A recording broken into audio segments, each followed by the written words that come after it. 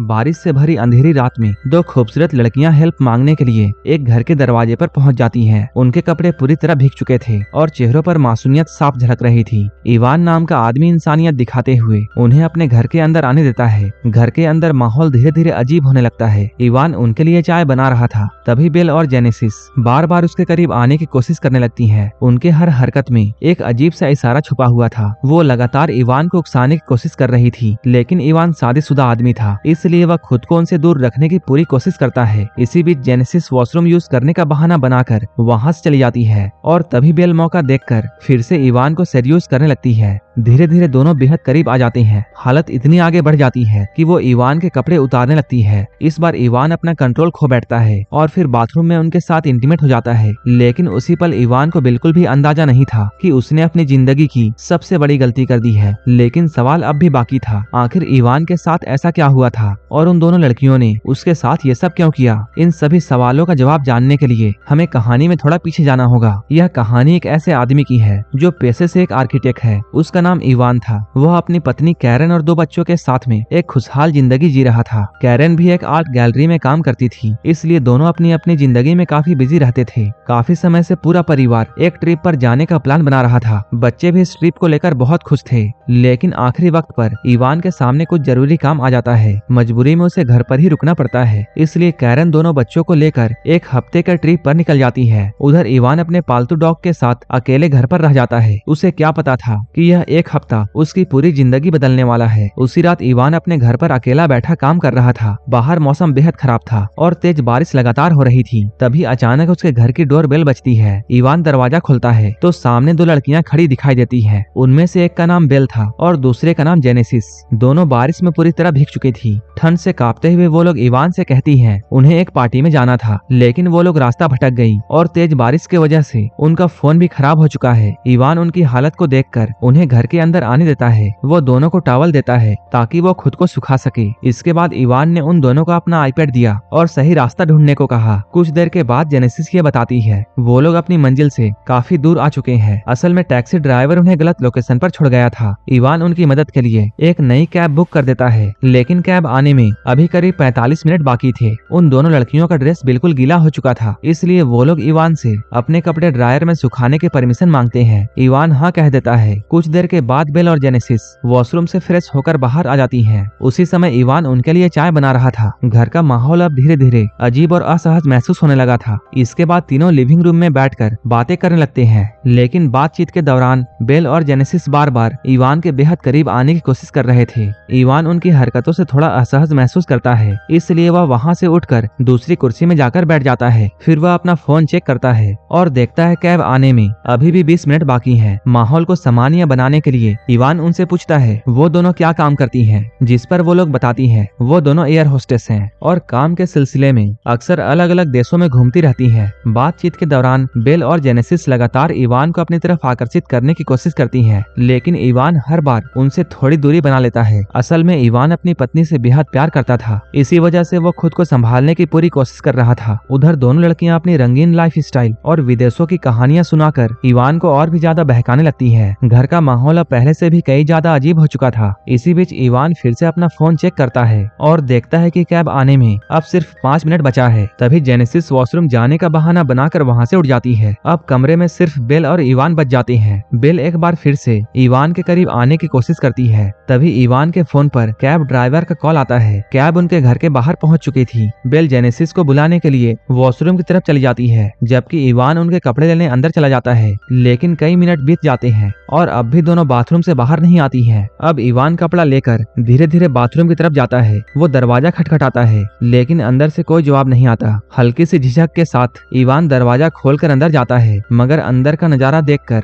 वो पूरी तरह चौंक जाता है। बेल और जेनेसिस बिना कपड़े को उसके सामने खड़ी थी। उनकी आंखों में एक अजीब सा आकर्षण था, जैसे वो जानबूझकर इवान को अपनी तरफ खींच रही हैं। पहले तो इवान खुद को रोकने की कोशिश करता है, लेकिन इस बार उसका कंट्रोल टूट जाता है और माहौल धीरे धीरे पूरी तरह बदल जाता है। इसके बाद तीनों के बीच की दुनिया खत्म हो जाती है। जो शुरुआत बाथरूम से होती है वो रात भर चलती रहती है। समय कब गुजर जाता है किसी को एहसास तक नहीं होता और देखते ही देखते सुबह हो जाती है। इवान कुछ अजीब सा महसूस करता है। कमरे में डरावनी सी खामोशी पसरी हुई थी। वो घबराकर इधर उधर देखने लगता है क्योंकि बिल और जेनेसिस दोनों अचानक गायब हो चुकी थी। इवान को पहले यही लगता है कि शायद बिल और जेनेसिस रात के बाद चुपचाप वहाँ से जा चुकी है, लेकिन तभी अचानक घर के अंदर से लड़कियों की हंसने की आवाज सुनाई देती है। ये आवाज किचन की तरफ से आ रही थी। इवान तुरंत वहाँ पहुँचता है, लेकिन अंदर का नजारा देखकर उसके होश उड़ जाते हैं। पूरा किचन पूरी तरह बिखर चुका था। खाना, बर्तन और सामान हर तरफ फैले हुए थे, जैसे कि वहाँ कोई तूफान आया हो। यह सब देखकर इवान का गुस्सा बढ़ने लगता है। वो दोनों से साफ कहता है कि बहुत हो चुका और वो अब उन्हें उनके घर पर छोड़ने वाला है। लेकिन तभी उसके फोन पर उसकी वाइफ का वीडियो कॉल आता है। इवान खुद को तुरंत नॉर्मल दिखाने की कोशिश करता है और बात करने के लिए बाहर चला जाता है। वो फोन पर ऐसे बिहेव कर रहा था जैसे सब कुछ बिल्कुल ठीक हो, लेकिन उसके चेहरे की घबराहट साफ बता रही थी कि अंदर के हालात उसके कंट्रोल से बाहर जा चुके हैं। कॉल खत्म होने के बाद इवान वापस अंदर आता है और इस बार गुस्से में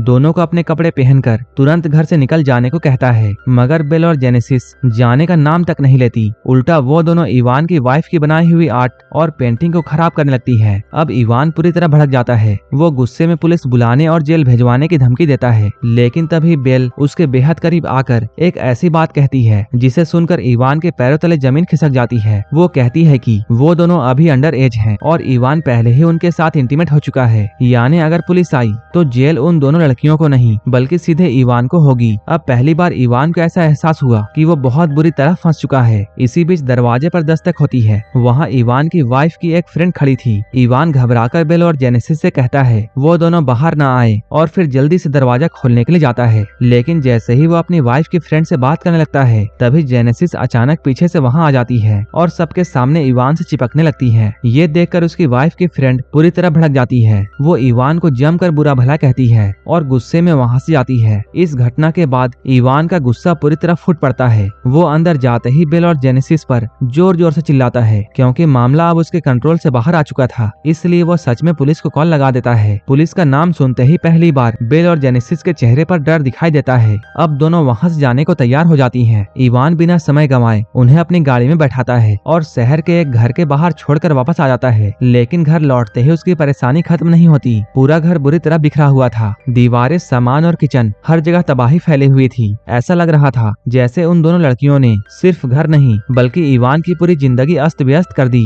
इवान देर रात तक घर को साफ करने में लगा रहता है, फिर थककर अपने काम में बैठ जाता है। लेकिन तभी घर के अंदर से अचानक कांच टूटने की तेज आवाज गूंजती है। इवान घबराकर आवाज की तरफ भागता है। वहाँ पहुंचकर उसने देखा कि उसकी फैमिली फोटो जमीन पर टूटी पड़ी हुई है। उस तस्वीर को देखकर उसके चेहरे पर बेचैनी साफ नजर आने लगती है, जैसे कि किसी ने जानबूझकर उसकी सबसे कीमती चीज को निशाना बनाया हो। वह धीरे धीरे नीचे झुककर फोटो को उठाने लगता है, लेकिन तभी पीछे से कोई उस पर जोरदार हमला कर देता है। अचानक हुए इस वार से इवान वहीं बेहोश होकर गिर पड़ता है। कुछ देर के बाद जब उसे होश आता है तब उसके होश उड़ जाते हैं। वो खुद को एक बिस्तर पर रस्सियों से बंधा हुआ पाता है। घबराया हुआ इवान जोर जोर से चिल्लाता है और जेनेसिस को उसे खोलने के लिए कहता है, लेकिन तभी कमरे के अंदर बेल आती है और इस बार उसने इवान की बेटी की स्कूल ड्रेस पहन रखी थी। ये देखकर इवान के चेहरे पर डर और घिन दोनों साफ दिखाई देता है। इसके बाद बेल और जेनेसिस धीरे धीरे उसके करीब आते हैं। अब दोनों मिलकर उसके कपड़े उतारने की कोशिश करते हैं। कमरे का माहौल अब पहले से कहीं ज्यादा डरावना और खतरनाक हो चुका था, लेकिन तभी अचानक इवान के फोन पर उसकी वाइफ का वीडियो कॉल आता है। फोन बजते ही जेनेसिस मुस्कुराते हुए इवान की तरफ देखती है और बेल उसके साथ इंटीमेट होने के लिए मजबूर करने लगती है। लेकिन जब इवान ऐसा करने से मना कर देता है तब जेनेसिस उसके सामने एक और खतरनाक चाल चलती है। वो फोन उठाकर कहती है अगर उसने उसकी बात नहीं मानी तो वह अभी वीडियो कॉल पर उसकी वाइफ को सब कुछ बता देगी। अब इवान पूरी तरह फंस चुका था। उसके चेहरे पर डर, शर्म और मजबूरी साफ दिखाई दे रही थी। आखिरकार मजबूर होकर वो बेल के साथ इंटीमेट होने के लिए तैयार हो जाता है। इसके बाद बेल उसके ऊपर आकर उसे जानबूझकर उकसाने लगती है। वो इतनी तेज आवाजें निकाल रही थी जैसे उसे इस खेल में पूरा मजा आ रहा हो। वहीं दूसरी तरफ जेनेसिस अपने फोन पर यह सब रिकॉर्ड कर रही थी। अब इवान को समझ आ चुका था कि ये दोनों सिर्फ उसके साथ खेल नहीं खेल रही थी बल्कि धीरे धीरे उसकी पूरी जिंदगी बर्बाद करने पर उतारू थी। इसी बीच जेनेसिस कुछ खाने के लिए किचन की तरफ जाती है। यहीं पर इवान को मौका मिल जाता है। वो बेल के साथ इंटीमेट होने का नाटक करते हुए पूरी ताकत से रस्सियों को खोलने लगता है। उसके हाथ छूटते ही वो अचानक बेल को जोरदार धक्का देता है। बेल सीधे बेड से नीचे गिर जाती है। इसके बाद इवान गुस्से में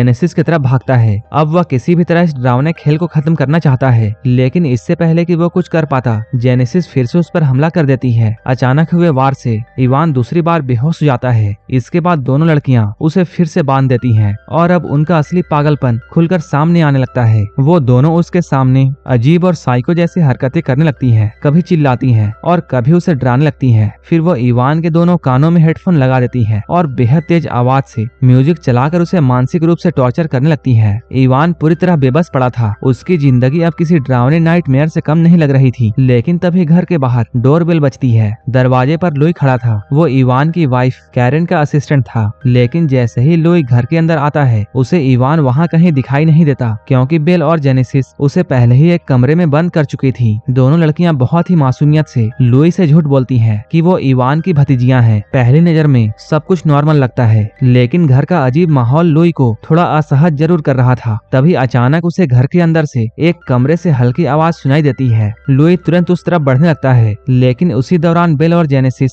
चुपके से उसकी जेब से उसका इनहेलर निकाल लेती हैं। लुई को इस बात का बिल्कुल भी अंदाजा नहीं था। इसके बाद वो कमरे का दरवाजा खोलता है और अंदर के सीन को देखकर पूरी तरह घबरा जाता है। इवान रस्सियों से बंधा हुआ पड़ा था। उसके चेहरे पर डर और थकान साफ दिखाई दे रही थी। लुई तुरंत उसकी मदद करने के लिए आगे बढ़ता है और रस्सियां खोलने लगता है, लेकिन तभी बाहर से चीजें टूटने की आवाज आने लगती है। दोनों लड़कियां कैरन की महंगी आर्ट और पेंटिंग को तोड़ रही थी। ये देखकर लुई उन्हें रोकने के लिए वहां जाने लगता है, लेकिन इवान जोर से चिल्लाकर उसे रोकने की कोशिश करता है। वो कहता है वो दोनों बेहद खतरनाक हैं, उनके पास मत जाओ। लेकिन लुई उसकी बातों को गंभीरता से नहीं लेता। वो बाहर जाकर बिल और जेनेसिस को रोकने की कोशिश करता है। दोनों जैसे किसी पागलपन में डूबी हुई थी। वो लगातार चीजों को तोड़ती रहती है और लुई की बात सुनने से साफ मना कर देती है। इसी बीच अचानक लुई की सांसें तेज होने लगती हैं। उसकी तबीयत बिगड़ने लगती है, क्योंकि उसे अस्थमा था। घबराहट में वो तुरंत अपने जेब पर हाथ डालकर इनहेलर निकालने की कोशिश करता है, लेकिन अगले ही पल उसके चेहरे का रंग उड़ जाता है, क्योंकि उसकी पॉकेट में इनहेलर नहीं था। और ये बात सिर्फ बिल और जेनेसिस जानती थी कि वो उसे पहले ही चुरा चुकी थी। अब बिल और जेनेसिस का असली खतरनाक खेल शुरू हो चुका था। दोनों लड़कियां लुई के इनहेलर को एक दूसरे की तरफ फेंक कर खेलने लगती हैं और बेचारा लुई हाँफते हुए अपना इनहेलर वापस लेने की कोशिश कर रहा था। उसकी सांसें लगातार बिगड़ती जा रही थी। चेहरे पर डर साफ दिखाई दे रहा था, लेकिन उन दोनों को दया नहीं आता। उल्टा वो लोग इसकी हालत पर हंस रही थी। इस भाग दौड़ में अचानक लुई का पैर फिसल जाता है और उसका सिर जोर से पास में पड़े पत्थर से टकरा जाता है। बस एक ही पल में सब खत्म हो जाता है। इसके बाद लुई वहीं पर जमीन में तड़पकर बिल्कुल शांत हो जाता है, क्योंकि उसकी मौत हो चुकी थी। लेकिन सबसे डरावनी बात यह थी, बेल और जेनेसिस जोर जोर से हंसने लगती हैं, जैसे किसी इंसान का मौत उनके लिए सिर्फ एक मजाक हो। अब इवान पूरी तरह समझ जाता है कि ये दोनों सामान्य लड़कियां नहीं हैं, बल्कि पूरी तरह साइको बन चुकी हैं। इसके बाद दोनों मिलकर लुई की लाश को पेपर से ढक देती हैं और उसके ऊपर पेंट करके उसे एक अजीब सी मूर्ति जैसा बना देती हैं, ताकि किसी को शक ना हो। वो लोग बड़ी चालाकी से उसकी लाश को ठिकाने लगाने की तैयारी कर रही थी, लेकिन उनका खेल यहीं खत्म नहीं होता। दोनों इवान के फोन से लुई के फोन पर मैसेज भेजती हैं, जिससे बाद में लोगों को यही लगे लुई और कैरन के बीच में अफेयर चल रहा था, और इसी वजह से गुस्से में आकर इवान ने लुई का मर्डर कर दिया। यानी वो लोग धीरे धीरे पूरा इल्जाम इवान के सिर पर डालने का प्लानिंग कर रहे थे। इसी दौरान इवान चुपके से अपने पैरों की मदद से आईपैड तक पहुंचने की कोशिश करता है कि वो किसी तरह अपने वाइफ को मैसेज भेजकर हेल्प मंगवा सके, लेकिन उसकी किस्मत यहाँ भी साथ नहीं देती। बिल और जेनेसिस उसे ऐसा करते हुए पकड़ लेती हैं और अगले ही पल आईपैड उठाकर बाहर फेंक देती हैं। आईपैड जमीन पर गिरते ही पूरी तरह टूट जाता है। अब दोनों लड़कियां घर के अंदर पूरी तरह तबाही मचाने लगती हैं। फर्नीचर, पेंटिंग और शीशे, वो हर चीज तोड़कर घर को तहस नहस कर देती हैं। इसके बाद वो लोग घर के गार्डन में एक बड़ा सा गड्ढा खोदना शुरू करती हैं। ये सब देखकर इवान के शरीर में डर दौड़ने लगता है। उसे अब एहसास हो चुका था कि शायद अगला नंबर उसका है। वो जोर जोर से मदद के लिए चिल्लाने लगता है, लेकिन तभी दोनों गर्ल्स उसके ऊपर गन तान देती हैं। गन देखते ही इवान की आवाज रुक जाती है। उसकी आंखों में अब सिर्फ डर बचा था और आखिरकार वो पूरी तरह हार मान लेता है। अब अगली सुबह कहानी अपने सबसे डरावने मोड़ पर आ जाती है। बिल और जेनेसिस इवान को रस्सी से बांधकर घसीटते हुए गार्डन में ले आती हैं और फिर उसे गड्ढे में डाल देती हैं, जिसे उन्होंने रात भर खोदा था। धीरे धीरे वो उसके पूरे शरीर को मिट्टी से दबाने लगती हैं। बस उसका सिर बाहर छोड़ देती हैं, ताकि वो जिंदा रहते हुए अपनी बर्बादी देख सके। इवान पूरी तरह टूट चुका था। उसकी आंखों में डर साफ दिखाई दे रहा था। तभी बिल और जेनेसिस उसके सामने बैठकर अपने बारे में सच बताने लगती हैं। वो कहती हैं कि वो दोनों साइको हैं और लोगों की जिंदगियां बर्बाद करना उनके लिए सिर्फ एक खेल है। उनके चेहरे पर कोई पछतावा नहीं था, उल्टा वो इन सबको एंजॉय कर रही थी। वो इवान से कहती है वो पहले भी कई शादीशुदा मर्दों को अपना शिकार बना चुकी है और इस बार उनका अगला शिकार इवान था। यानी कि शुरू से लेकर अब तक जो भी कुछ हुआ वो सब एक प्लान का हिस्सा था। इसके बाद जेनेसिस इवान का फोन निकालती है और उसे वो वीडियो दिखाती है जिसमें बेल इवान की बेटी की स्कूल ड्रेस पहनकर उसके साथ इंटीमेट हो रही है। लेकिन असली झटका अभी बाकी था। उस वीडियो के टाइटल पर वो लिखती है हैप्पी फादर्स डे, यानी कि अगर कोई वो वीडियो देखे तो उसे ऐसा लगे जैसे इवान अपनी ही बेटी के साथ गलत काम कर रहा है। ये देखकर इवान की आंखों में डर के साथ साथ बेबसी भी साफ नजर आने लगती है, क्योंकि अब उसकी जिंदगी सिर्फ खत्म नहीं होने वाली थी बल्कि उसकी पहचान भी हमेशा के लिए बर्बाद होने वाली थी। इसके बाद बिल और जेनेसिस फोन वहीं छोड़कर वहां चली जाती है। अब मिट्टी में दबा हुआ इवान किसी तरह अपना हाथ बाहर निकालने की कोशिश करता है। बहुत मेहनत के बाद वो फोन तक पहुंच जाता है। वो जल्दी से उस वीडियो को डिलीट करना चाहता था, लेकिन घबराहट और कमजोरी में उससे गलती हो जाती है। वीडियो डिलीट होने के बजाय उस पर लाइक हो जाता है और यही छोटी सी गलती उसकी जिंदगी की सबसे बड़ी तबाही बन सकती थी। थोड़ी देर बाद हम देखते हैं कि कैरन अपने बच्चों के साथ घर वापस लौटती है, लेकिन घर के अंदर कदम रखते ही वो चौंक जाती है। पूरा घर बिखरा हुआ था, हर तरफ सामान फैला हुआ था, मगर कैरन को असली सच्चाई का जरा भी अंदाजा नहीं था। उसे लगता है कि उसके जाने के बाद इवान ने अपने दोस्तों के साथ पार्टी की होगी और घर का ये हाल उसी के वजह से हुआ है। और इसी डरावने और बेचैन कर देने वाले मोड़ पर ये कहानी खत्म हो जाती है। अब सोचने वाली बात ये है, क्या इवान कभी अपनी बेगुनाही साबित कर पाएगा या फिर उन दोनों साइको लड़कियों का ये खतरनाक खेल उसकी जिंदगी बर्बाद कर देगा। ये कहानी हमें सिखाती है कभी कभी इंसान की सबसे बड़ी बर्बादी किसी दुश्मन से नहीं, उसकी एक पल की कमजोरी शुरू होती है। अगर कहानी ने आपको आखिर तक बांध कर रखा हो तब वीडियो को एक लाइक जरूर कर देना और ऐसे ही डार्क और शॉकिंग मूवीज के लिए चैनल को सब्सक्राइब करना मत भूलना।